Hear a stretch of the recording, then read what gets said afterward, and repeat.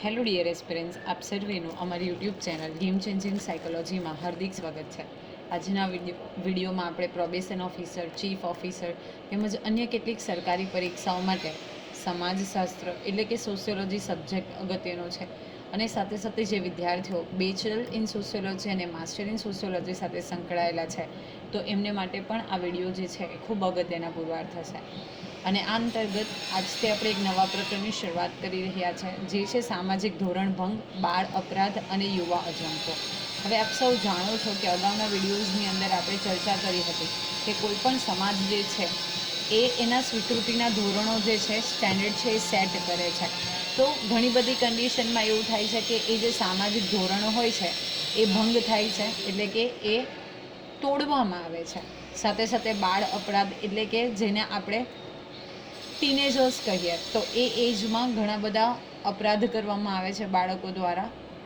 માની લઈએ કે એવું પણ હોઈ શકે કે એની મજબૂરીને કારણે પણ હોય અથવા તો જાણી જોઈને પણ કરવામાં આવતા હોય. અને સાથે સાથે યુવા અજંપો એટલે કે જ્યારે સેટિસ્ફેક્શનની સ્થિતિ નથી હોતી ત્યારે ઘણો બધો અજંપો જોવા મળે છે આપણને. તો આ ચેપ્ટર અંતર્ગત આપણે સામાજિક ધોરણભંગ, બાળ અપરાધ એટલે કે નાની ઉંમરમાં જે અપરાધ ગુનાઓ કરવામાં આવે છે તો એ, અને સાથે સાથે યુવા અજંપો, આ ત્રણ જે વસ્તુઓ છે એનો ડિટેલમાં અભ્યાસ કરવાના છીએ. અને આ જે છે એ 84મો વિડીયો છે, એટલે અગાઉના જો તમે વિડીયો જોયા ન હોય તો પ્લેલિસ્ટમાં જઈને એ વિડીયોઝ પણ ચેક કરી લેજો. હવે સૌપ્રથમ આપણે જો વાત કરીએ તો સમાજમાં જે પ્રવર્તમાન નિયમો છે એટલે કે જે કન્ટિન્યુઅસ રૂલ્સ છે એના માટે સામાજિક ધોરણ શબ્દ પ્રયોજાય છે. અગાઉ પણ આપણે જોયું હતું કે એને સોશિયલ સ્ટેન્ડર્ડ તરીકે ઓળખવામાં આવે છે. સામાજિક ધોરણો સાર્વત્રિક રીતે વિશ્વના તમામ સમાજોમાં જોવા મળે છે. હવે આપણે જો વાત કરીએ તો એવું નથી કે તમારા અને મારા સમાજમાં, તો વિશ્વના જેટલા પણ કમ્યુનિટીઝ છે એ બધા જ કમ્યુનિટીમાં બેઝિકલી આ જે ધોરણો છે, સ્ટેન્ડર્ડ્સ છે એ જોવા મળે છે. કોઈપણ સામાજિક વ્યવસ્થાના અસ્તિત્વનો આધાર સામાજિક ધોરણો છે. તો આ પણ અગત્યનું છે કે કોઈપણ આપણે જ્યારે સામાજિક વ્યવસ્થાની વાત કરીએ, સોશિયલ મેનેજમેન્ટની વાત કરીએ તો એનો જે અસ્તિત્વ છે એનો આધાર કોની ઉપર રહેલો છે? તો સામાજિક ધોરણો ઉપર એટલે કે સોશિયલ સ્ટેન્ડર્ડ્સ પર રહેલો છે. આ ધોરણો જ સમાજના સભ્યોને વર્તન કરવા અંગે માર્ગદર્શન પૂરું પાડતા હોય છે.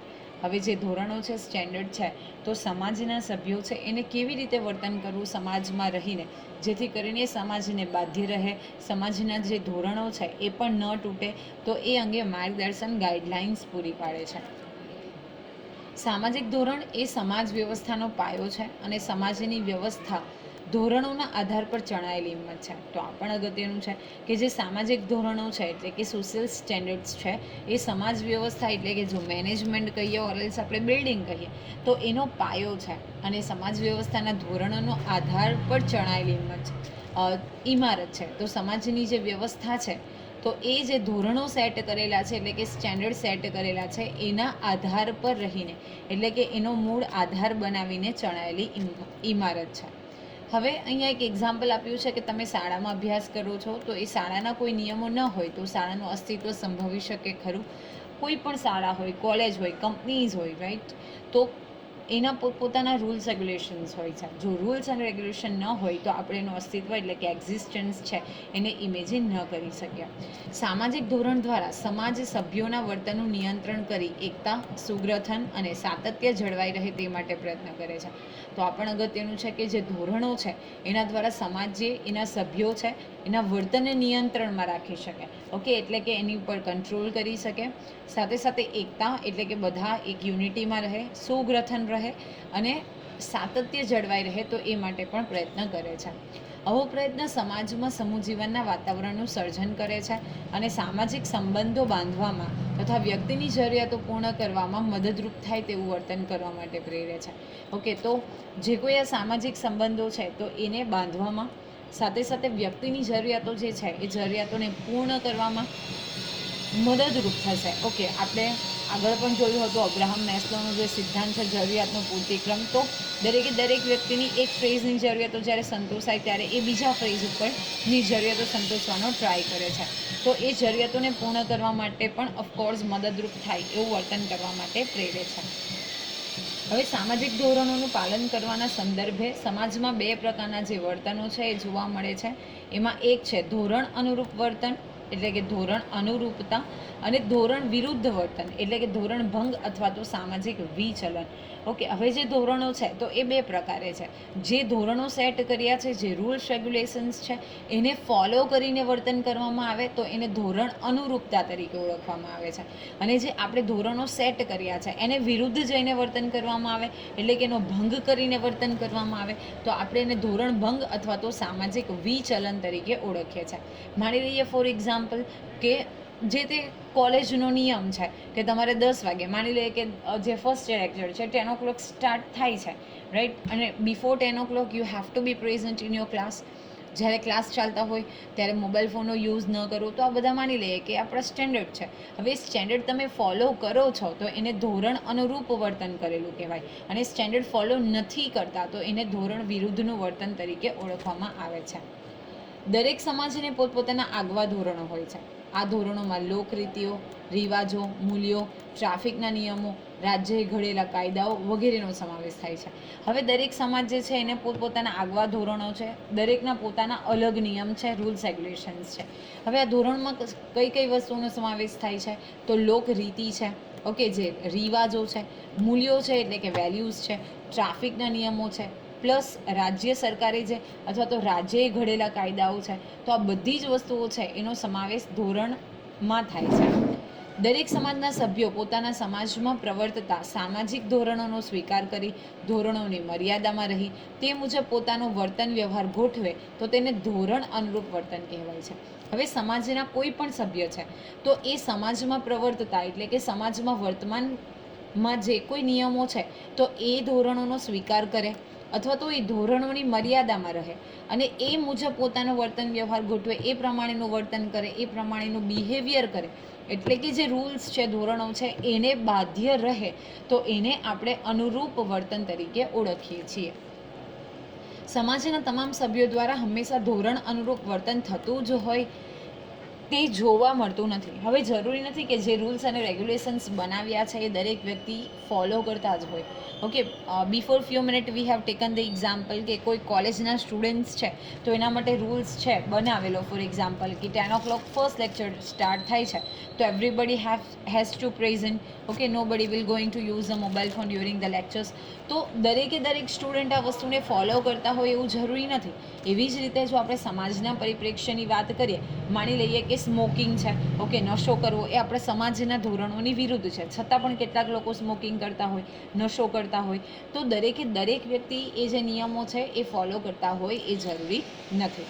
સમાજના કેટલાક સભ્યો દ્વારા ક્યારેક જાણતા અજાણતા ધોરણોથી વિરુદ્ધ વર્તન થઈ જતું હોય છે. હવે ક્યારેક અજાણતા પણ આપણે કોઈ રૂલ્સ રેગ્યુલેશન્સ છે એ તોડતા હોઈએ છીએ, રાઈટ, એટલે કે ધોરણોથી વિરુદ્ધ વર્તન થઈ જાય એ પોસિબલ છે. આવું સામાજિક ધોરણથી વિરુદ્ધનું વર્તન એટલે કે સામાજિક ધોરણ ભંગ વર્તન કે સામાજિક વિચલન. જ્યારે સમાજના ધોરણો છે, જે રૂલ્સ રેગ્યુલેશન્સ છે, સ્ટેન્ડર્ડ્સ છે, જે સેટ કરવામાં આવ્યા છે, હવે એના વિરુદ્ધ જઈને એટલે કે નિયમો તોડીને કોઈક વર્તન કરવામાં આવે તો એને ધોરણથી વિરુદ્ધનું વર્તન અથવા તો સામાજિક ધોરણભંગ વર્તન અથવા તો સામાજિક વિચલન તરીકે ઓળખવામાં આવે છે. જો સમાજમાં ધોરણભંગ વર્તનની માત્રા અને પ્રમાણમાં વધારો થાય તો તે સમાજ માટે પડકારરૂપ અને સમસ્યારૂપ બને છે.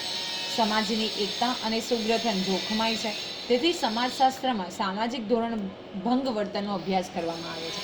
હવે સીધી વસ્તુ છે કે કોઈ રૂલ્સ અને રેગ્યુલેશન્સ બનાવાયા છે, જેમ કે ટ્રાફિકના રૂલ, તો એ લોકોના હિતમાં બનાવાયેલા છે, પરંતુ જો એનો ધોરણભંગ થાય એટલે કે ટ્રાફિકના નિયમોનું કોઈ પાલન ન કરે, એનું ઉલ્લંઘન કરે, ઓકે, એના વધારે પ્રમાણમાં જો આપણે એવું કહી શકીએ કે ઉલ્લંઘન થાય તો એને કારણે સમાજ માટે જ પડકારરૂપ અને સમસ્યારૂપ બને છે. એક્સિડન્ટનું પ્રમાણ વધી જાય, ઓકે, લોકો કેરફુલી ડ્રાઈવ ન કરે, રાઈટ, તો એને કારણે ટ્રાફિકના ઇશ્યુઝ થાય. તો જો એનો ભંગ કરવામાં આવે તો સમાજની ક્યારેક એકતા પણ જોખમાય છે, પણ એ રૂલ્સ રેગ્યુલેશન્સની બાબતમાં હશે. ટ્રાફિકની આપણે વાત કરીએ તો એ ઓફકોર્સ પડકારરૂપ બને અને સમસ્યારૂપ બને, અને એટલા જ માટે જે સમાજશાસ્ત્ર છે એટલે કે સોશિયોલોજી છે તો એમાં ધોરણ ભંગ વર્તન જે છે એનો અભ્યાસ કરવામાં આવે છે. હવે આપણે જોઈએ આ સામાજિક ધોરણભંગ વર્તનની વ્યાખ્યા શું છે. તો હોર્ટન અને હન્ટ નામના જે સમાજશાસ્ત્રી છે એની વ્યાખ્યા આપતા સમજાવે છે કે સમાજના ધોરણોનું અનુસરણ કરવા કોઈ પણ નિષ્ફળતા એટલે કે સામાજિક ધોરણભંગ. જે ધોરણો આપણે સેટ કર્યા છે એમાં આપણને નિષ્ફળતા મળે, એ ધોરણો રૂલ્સ રેગ્યુલેશન્સ ફોલો કરવા માટે આપણે કોઈ પણ હદે નિષ્ફળ નીવડીએ તો એને સામાજિક ધોરણ ભંગ કહી શકાય. એ વ્યાખ્યા હોર્ટન અને હન્ટ નામના જે સમાજશાસ્ત્રીઓ છે એમના દ્વારા આપવામાં આવી છે. નેક્સ્ટ છે માર્શલ કિન્નાર્ડ, જે પોતે એવું કહે છે કે સમાજ દ્વારા અમાન્ય કે પ્રતિબંધિત દિશામાં સભ્યોનો સામાજિક વ્યવહાર સહ્ય વર્તનની સીમાની બહાર જાય તો તેને સામાજિક ધોરણ ભંગ કહે છે. ઓકે, સમાજ દ્વારા જે વસ્તુઓ અમાન્ય છે અથવા તો પ્રતિબંધિત દિશા છે, ફોર એક્ઝામ્પલ મેં તમને કીધું સ્મોકિંગ કરવું, નશો કરવો, તો એ સમાજમાં અમાન્ય છે અથવા તો એ પ્રતિબંધિત છે, છતાં પણ કોઈક વ્યક્તિ કરે છે અને ત્યારે એનો જે વ્યવહાર છે એ સહ્ય વર્તનની સીમાની બહાર જાય, એટલે કે લિમિટ ક્રોસ કરી જાય, ટુ મચ થઈ જાય, તો ત્યારે એને આપણે સામાજિક ભંગ તરીકે, સામાજિક ધોરણ ભંગ તરીકે ઓળખીએ છીએ. સમાજશાસ્ત્રી રોટન મર્ટનના મતે સમાજ માન્ય ધોરણોથી વિરુદ્ધ વ્યક્તિનું વર્તન એટલે કે સામાજિક ધોરણ ભંગ. જેમ આપણે ડિસ્કશન કર્યું કે જે ધોરણો છે એની વિરુદ્ધ જઈને કોઈક વ્યક્તિ વર્તન કરે છે તો એને આપણે સામાજિક ધોરણ ભંગ તરીકે ઓળખીએ છીએ. મર્ટને ધોરણભંગના ખ્યાલને વધુ સ્પષ્ટ કરવા માટે એનોમીનો સિદ્ધાંત આપ્યો હતો. સો again it is most important કે એનોમીનો સિદ્ધાંત કોણે આપ્યો હતો? તો એનોમીનો સિદ્ધાંત જે છે એ કોણે આપ્યો છે? રોબર્ટ મર્ટને આપ્યો છે. જ્યારે હાર્વર્ડ બેકર ધોરણભંગને સમાજ દ્વારા સ્વીકારાયેલ નિયમોના ભંગ તરીકે ઓળખાવે છે. હવે હાર્વર્ડ બેકર જે છે સમાજશાસ્ત્રી, એ ધોરણભંગની વ્યાખ્યા આપતા શું કહે છે કે સમાજ દ્વારા સ્વીકારાયેલા જે નિયમો છે તો એનો ભંગ કરવામાં આવે તો એને આપણે નિયમ ભંગ તરીકે ઓળખીએ છીએ. ટૂંકમાં સામાજિક ધોરણભંગ વર્તન એટલે કે સમાજે રચેલા કે પ્રસ્થાપિત કરેલા ધોરણોથી વિરુદ્ધનું વર્તન કે ધોરણોનો ભંગ કરતું વર્તન છે. તો આ પણ અગત્યનું છે કે સમાજે જે ધોરણો રચેલા છે, જે રૂલ્સ રેગ્યુલેશન્સ છે, જે પોલિસીસ છે, તો એનાથી વિરુદ્ધ જઈને જો વર્તન કરવામાં આવે તો એને ધોરણોનો ભંગ કરતું વર્તન તરીકે ઓળખવામાં આવે છે. સમાજ વ્યવસ્થાની જાળવણી માટે બે પ્રકારના ધોરણો જોવા મળે છે. એક, હકારાત્મક ધોરણો એટલે કે વ્યક્તિએ કેવું વર્તન કરવું તે દર્શાવતા ધોરણો, દાખલા તરીકે વડીલોને આદર આપવો. અને બીજું છે નકારાત્મક ધોરણ એટલે કે વ્યક્તિએ કેવું વર્તન ન કરવું, દાખલા તરીકે ચોરી ન કરવી. હવે અહીંયા ધોરણો બે છે, એક પોઝિટિવ સ્ટેન્ડર્ડ્સ અને એક છે આપણા નેગેટિવ સ્ટેન્ડર્ડ. પોઝિટિવ એટલે કે કેવું વર્તન કરવું, હાવ ટુ બિહેવ, રાઈટ. તો એ દર્શાવતા જે રીઝન્સ છે, જે સ્ટેન્ડર્ડ્સ છે, એને આપણે હકારાત્મક ધોરણ. ફોર એક્ઝામ્પલ કે માની લઈએ કોઈકની રિસ્પેક્ટ કરવી, જાહેરમાં ગાળાગાળી ન કરવી, સ્મોકિંગ ન કરવી, તો કેવું વર્તન, તો એના બદલામાં કેવું વર્તન કરવું, તો કેવું વર્તન કરવું, તો આપણું જે બિહેવિયર છે એ પ્રોપર હોવું જોઈએ, તો એ પોઝિટિવ છે. સામે છે નકારાત્મક એટલે કે કેવું વર્તન નહીં કરવું, એટલે કે કયા પ્રકારનું વર્તન, ડોન્ટ્સ જે છે તો એનો સમાવેશ જે છે એ નકારાત્મક ધોરણ થાય છે. દાખલા તરીકે ચોરી ન કરવી, સ્મોકિંગ ન કરવું. અને બીજું છે હકારાત્મક એટલે કે ડૂઝ, આપણે શું કરવાનું છે, તો do's and don'ts, that will B positive અને નેગેટિવ. સો ટૂંકમાં આપણે એવું કહી શકીએ કે સામાજિક ધોરણો વ્યક્તિનું કયું વર્તન યોગ્ય છે અને કયું વર્તન અયોગ્ય છે, કયું વર્તન ઉચિત છે અને કયું વર્તન અનુચિત છે, તે અંગેની સ્પષ્ટતા કરી આપતા હોય છે. હવે વ્યક્તિનું કયું વર્તન જે છે ઉચિત છે, કયું યોગ્ય છે, સાથે સાથે કયું અનુચિત છે, કયું અયોગ્ય છે, તો એ બાયફર્ગેશન કરી આપતા, એ અંગેની સ્પષ્ટતા આપતા જે કોઈ ધોરણો છે તો એને આપણે સામાજિક ધોરણ તરીકે ઓળખીએ છીએ. સામાજિક ધોરણોના નિર્માણમાં વ્યક્તિ અને સમાજ બંને ઉપર ગાઢ રીતે સંકળાયેલા છે. અને એ પણ અગત્યનું છે કે ધોરણોને સમાજનું કે સમૂહનું સમર્થન મળે છે, એવા જ ધોરણોને સામાજિક ધોરણો કહેવાય. તો આ પણ અગત્યનું છે. આપણને મનમાં ઈચ્છા થાય છે કે આપણે આ પોલિસી બનાવી લઈએ, આ સ્ટેન્ડર્ડ બનાવી લઈએ, તો એ સામાજિક ધોરણો નથી, પરંતુ એને સમાજનું સમર્થન મળે.